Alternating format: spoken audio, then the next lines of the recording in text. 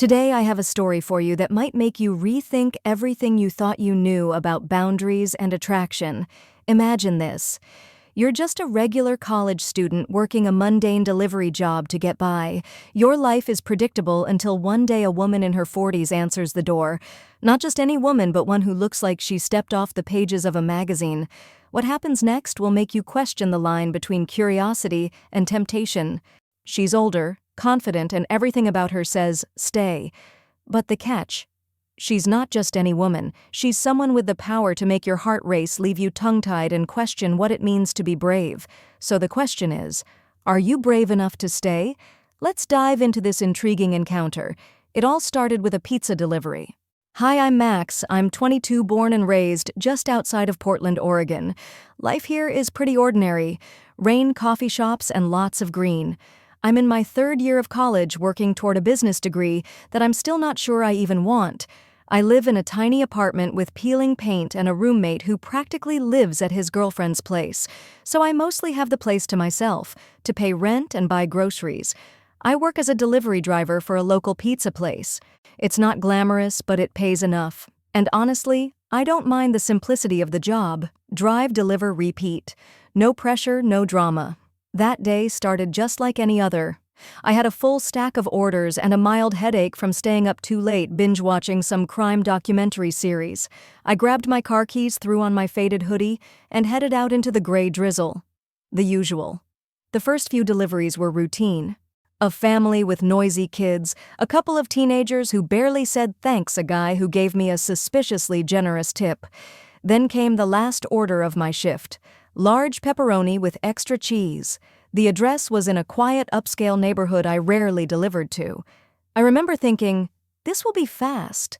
I pulled up to a sleek 2-story house with perfect landscaping. It looked like something straight out of a magazine. I walked up to the door box in hand, checking the receipt one last time. I knocked. The door opened and I froze. Standing there was a woman who looked like she belonged on the cover of a lifestyle magazine. Maybe 40, maybe a bit younger. It was impossible to tell. She had long, soft waves of red hair that fell over her shoulders, green eyes that caught mine instantly, and an effortless elegance that made me forget how to speak for a moment. She wore a simple cream-colored sweater and dark jeans. Nothing flashy, but she had a presence that made the air feel different. I cleared my throat and somehow managed, your pizza. She smiled a slow, knowing kind of smile and took the box from me. Our fingers barely touched, but it felt like a spark. Then she tilted her head slightly, locked her eyes on mine, and said with a soft but confident tone, "If you're brave enough, stay." My heart practically stopped. My mind scrambled for what to do. Was she joking? Testing me? I had no idea. I stood there for what felt like an eternity, completely paralyzed. Everything about her said control. She wasn't awkward or nervous. She seemed to enjoy my obvious discomfort. I could feel my cheeks flush red hot. I laughed nervously, shook my head, and stammered, I should get going. More deliveries?"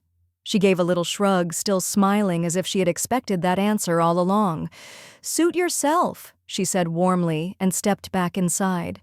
The door closed quietly. I stood there for a second longer, heart racing, replaying the words in my head. "If you're brave enough, stay." I practically jogged back to my car, embarrassed at myself for acting so awkward. I kept telling myself it was nothing, just a weird moment. Don't overthink it. The rest of my shift was a blur. I kept seeing her face every time I blinked. That smile, that voice. While I got home that night, I collapsed on the couch, still thinking about her. It was ridiculous. She was a customer, a stranger, older, completely out of my league. But no matter how much I tried to shake it, I couldn't. The memory of her stayed. The next few weeks were uneventful. Life went back to the same old routine. Classes, studying, late-night delivery shifts, and microwave dinners. I tried to push that strange, electrifying encounter out of my mind, but every so often I'd find myself staring off into space, hearing her voice again. "If you're brave enough, stay." I told myself it was just a weird fluke, some random customer with a quirky sense of humor, nothing more. Besides, she was older, way older, and way out of my league. I figured I'd never see her again. One Saturday afternoon, the sun finally decided to show up after weeks of gray skies. I decided to take a walk through the park near campus to clear my head. It was a calm day, the air crisp, kids playing, couples walking their dogs, and the sound of distant laughter carried on the breeze. I had my earbuds in, shuffling through playlists, when something made me pause. Out of the corner of my eye, I saw her. I froze. There she was, Sophia. I didn't know her name yet, but I knew it was her.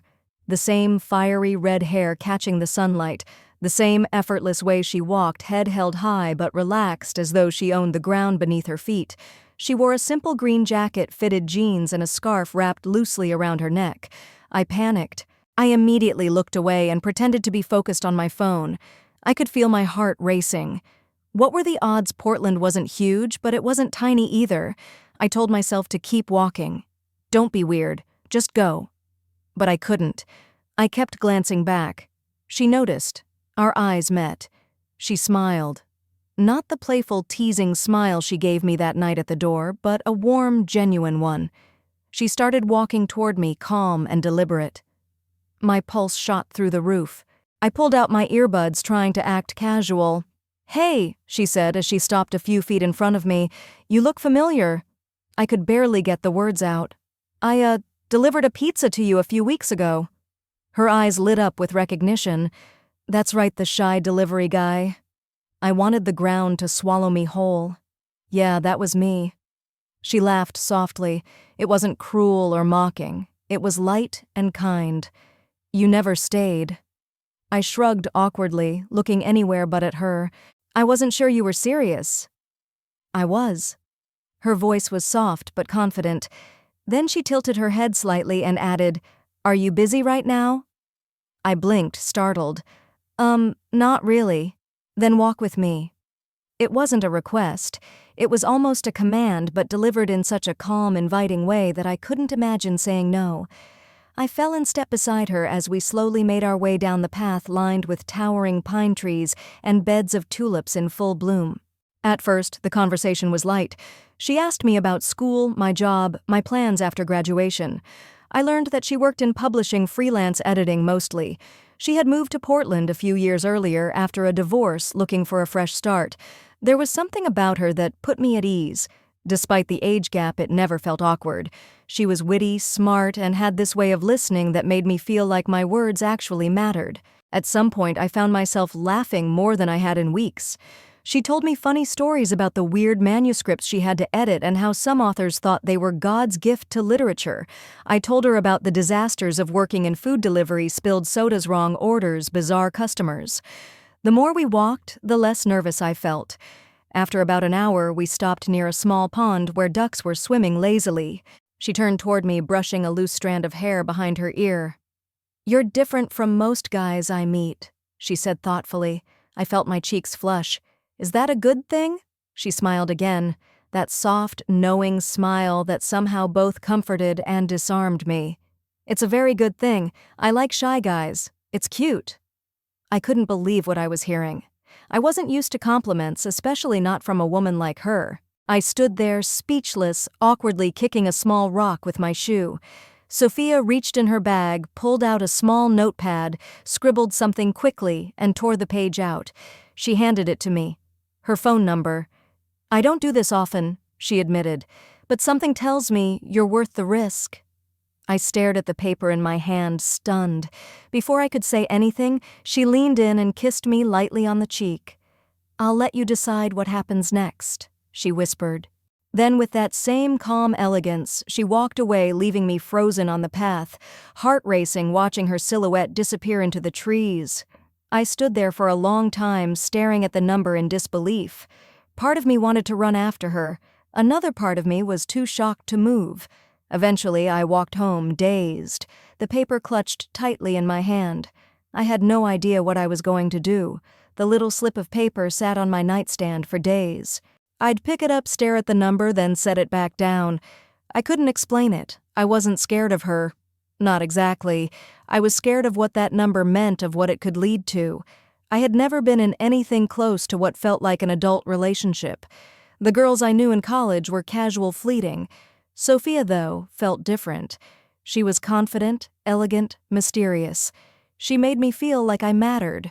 For almost a week, I couldn't bring myself to call. I went about my days like a zombie, schoolwork, late-night delivery runs, but I kept thinking about her. The way she smiled, the way she listened, the gentle way she kissed my cheek. Finally, on a rainy Thursday night, I grabbed my phone, took a deep breath, and dialed the number. My thumb hovered over the screen for what felt like forever before I tapped call. It rang once, twice. My heart raced 3 times. I was about to hang up when I heard her voice. "Hello?" For a second, I froze. "Hey, it's me, Max, from the park and the delivery." A brief pause, then I heard a soft laugh, the kind that made my stomach twist in the best way. "I was beginning to think you lost my number." I let out a nervous breath. "I almost did." "I'm glad you didn't." Her tone was warm, sincere. "How about dinner?" My throat tightened. "Like with you?" "Yes, Max. With me, I promise I don't bite." I smiled, feeling my nerves melt just a little. We settled on a small Italian restaurant downtown the following night. I barely slept that night, running through every possible scenario. When Friday came, I stared at my reflection for nearly an hour before leaving. I had no idea what to wear. Everything felt either too casual or like I was trying way too hard. In the end, I settled for dark jeans, a button-up shirt, and my one decent jacket. I arrived early and stood awkwardly outside the restaurant, fidgeting with my phone. The streetlights reflected off the wet pavement. Then I saw her, Sophia. She wore a simple black dress and a beige coat, her hair cascading in soft curls over her shoulders. She walked toward me with that same calm grace I remembered, and my heart nearly stopped. "You clean up nicely," she teased as she approached. "You look incredible," I blurted without thinking. Her smile softened. "Thank you." The dinner was unlike anything I'd ever experienced. Conversation flowed naturally. We talked about books, music, favorite movies. She told me about her travels, her love for old jazz records, and how she wanted to write a novel someday. I listened, captivated by every word. She had lived so much more life than I had, yet she never made me feel small. At one point, I confessed, "I was nervous to call you." She tilted her head curiously. "What? I didn't think you'd really want to see me again." Sophia reached across the table and lightly touched my hand. "Max, I wouldn't have given you my number if I didn't want to see you again." The warmth of her touch sent a jolt through me. I smiled sheepishly. After dinner, we decided to walk. Downtown Portland at night was beautiful, the soft glow of neon signs, the gentle hum of cars passing by, couples walking hand in hand. We stopped by a small bookstore that was somehow still open. We wandered through the aisles and laughed at the ridiculous book titles we found. Time slipped away from us, and before I knew it, the streets were nearly empty. We stood under a flickering street lamp, the cold air causing my breath to cloud. Sophia looked at me, her expression softening. "I don't want a night to end," she whispered. I swallowed hard, unsure of what to say. My heart raced. "Come back to my place," she added, her voice low and inviting. "Just to talk or whatever we feel like, only if you're comfortable." I hesitated. The same nervous energy that had paralyzed me the first time rushed back. I stared into her eyes, searching for any sign of expectation or pressure. There was none, only warmth and openness. She smiled gently. "If you're brave enough, stay." The words hit me like a wave. The same words she'd said that first night. I nodded. "I'll stay." She slipped her hand into mine, and we walked off into the night together. My heart pounding, but full of excitement, knowing something was beginning, even if I didn't know where it would lead. The walk to her place felt surreal. We didn't say much, but the silence wasn't awkward. There was an unspoken understanding between us, a sense that neither of us wanted to break the spell. Sophia's fingers lightly brushed against mine as we walked, and eventually she slid her hand into mine. It felt so natural, so right. And yet my heart raced the whole way there. Her apartment was only a few blocks from where we had dinner, in a historic brick building with large windows and ivy climbing up the walls. We climbed the narrow staircase to the 3rd floor, and she unlocked the door with a soft click. "Come in," she said with a warm smile. The inside of her apartment was exactly what I imagined, cozy, tasteful, filled with soft lamplight and the faint scent of vanilla. Books were everywhere in neat stacks on tables lined along the walls, even perched precariously on windowsills. There was a small record player in the corner with a crate of vinyls beside it. "Make yourself at home," Sophia offered as she hung up her coat and kicked off her heels. She disappeared briefly into the kitchen. I stood there awkwardly for a moment, then wandered over to her bookshelf, running my fingers across the spines. When she returned, she handed me a cup of tea. "Chamomile," she said. "It helps with nerves." I smiled shyly as I accepted the cup. "You noticed," Sophia laughed softly. "I've been around long enough to tell." We sat on the couch side by side, sipping tea and talking in low voices.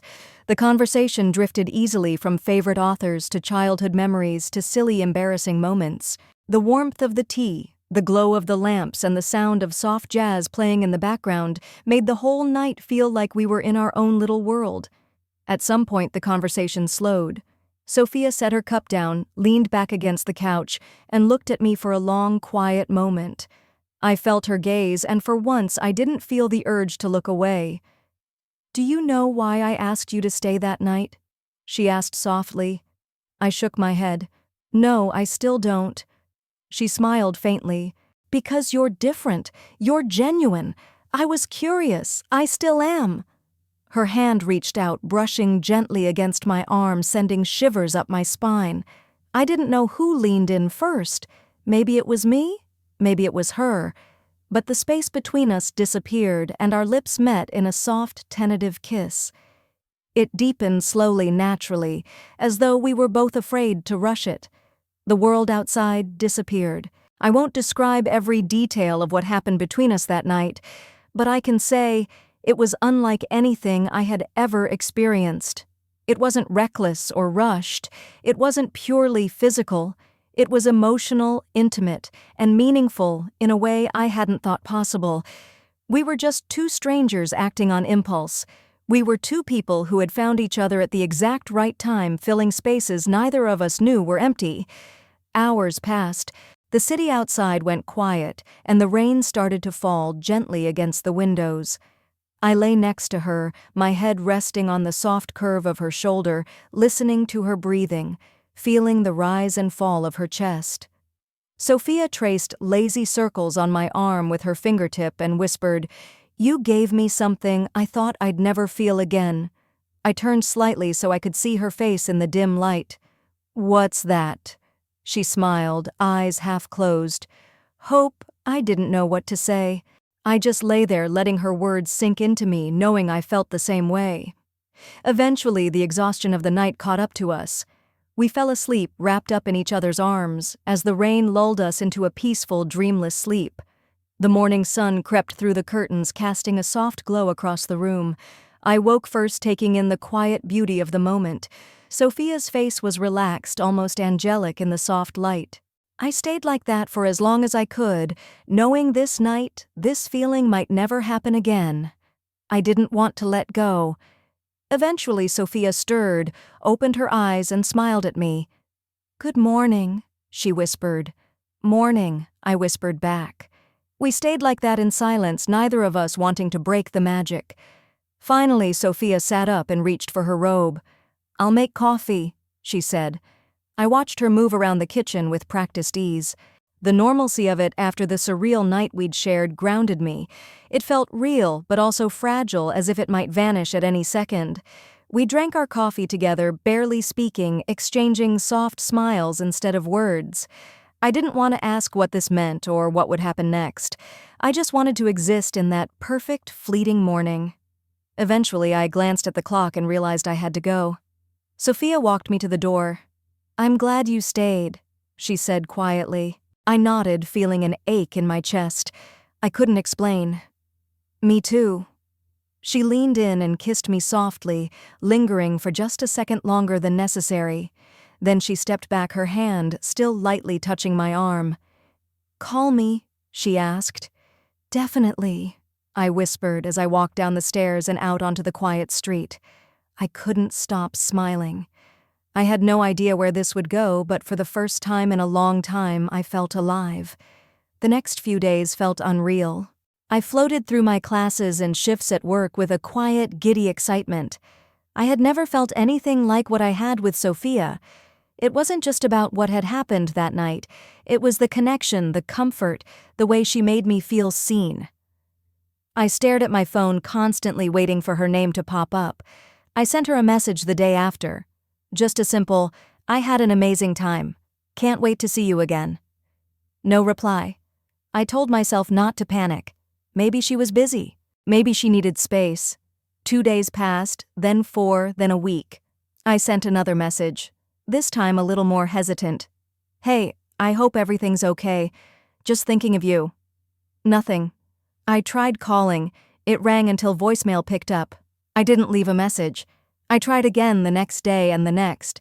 Every time the same hollow tone, the same silence. The ache in my chest grew with each unanswered attempt.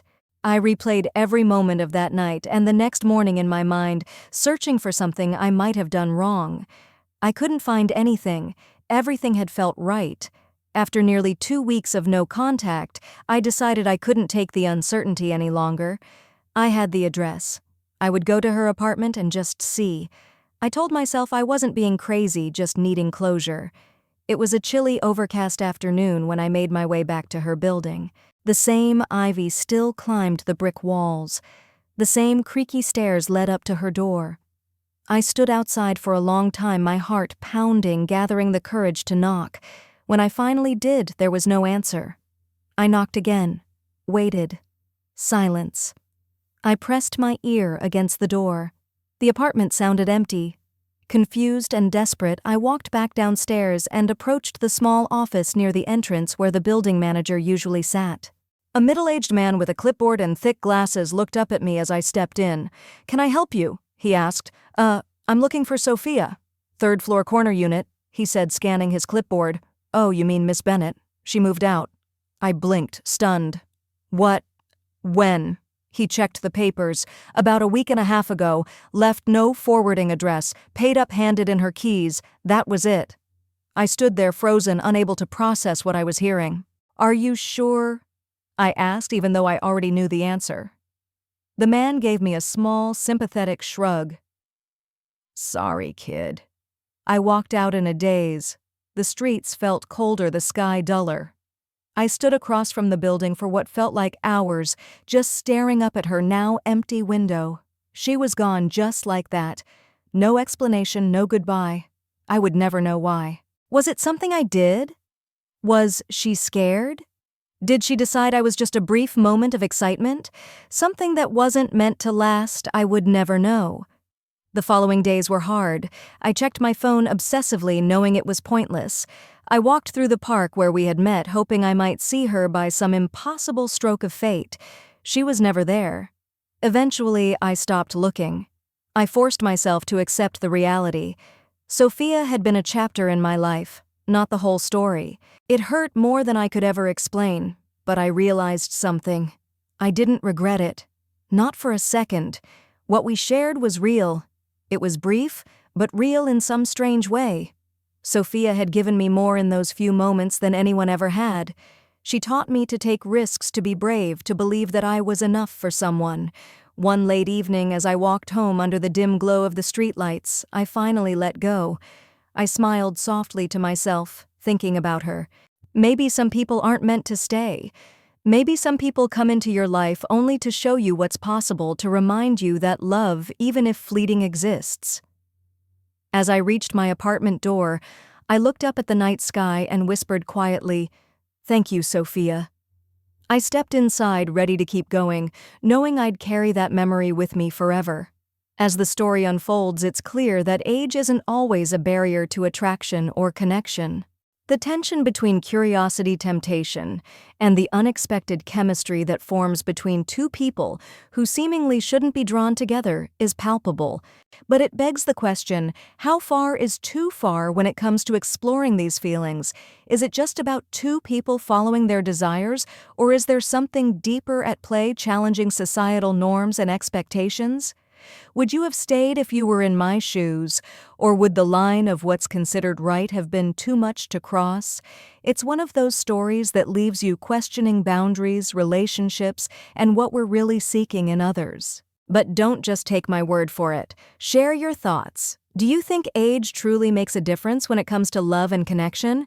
Is it ever too late to follow your instincts? Drop your opinions in the comments below, and let's get a real discussion going.